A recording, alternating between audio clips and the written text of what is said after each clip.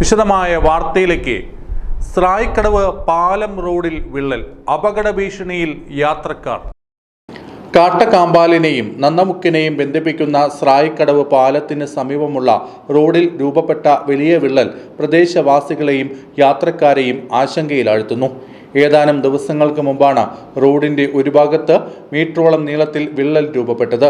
റോഡരികിൽ സ്ഥാപിച്ചിരിക്കുന്ന സുരക്ഷാ സിമന്റ് കുറ്റികൾക്ക് സമീപവും വിള്ളൽ വ്യാപിച്ചിരിക്കുന്നതായി കണ്ടെത്തിയിട്ടുണ്ട്. നന്നമുക്ക് പഞ്ചായത്ത് പരിധിയിൽപ്പെടുന്ന സ്ഥലത്താണ് സംഭവം. പഞ്ചായത്ത് സൗന്ദര്യവൽക്കരണ പദ്ധതിയുടെ ഭാഗമായി നിർമ്മിച്ച സുരക്ഷാ ഭിത്തിയിലേക്കും വിള്ളൽ നീളുന്നതായി കാണപ്പെടുന്നു. കോൾ മേഖലയിലൂടെ കടന്നുപോകുന്ന പ്രധാന റോഡായതിനാൽ ദിവസേന നിരവധി വാഹനങ്ങളാണ് ഇതുവഴി സഞ്ചരിക്കുന്നത്. വിള്ളൽ കൂടുതൽ വ്യാപിച്ചാൽ റോഡിന്റെ സ്ഥിരതയെ ബാധിക്കുമെന്ന ആശങ്കയാണ് പ്രദേശവാസികൾ ഉയർത്തുന്നത്.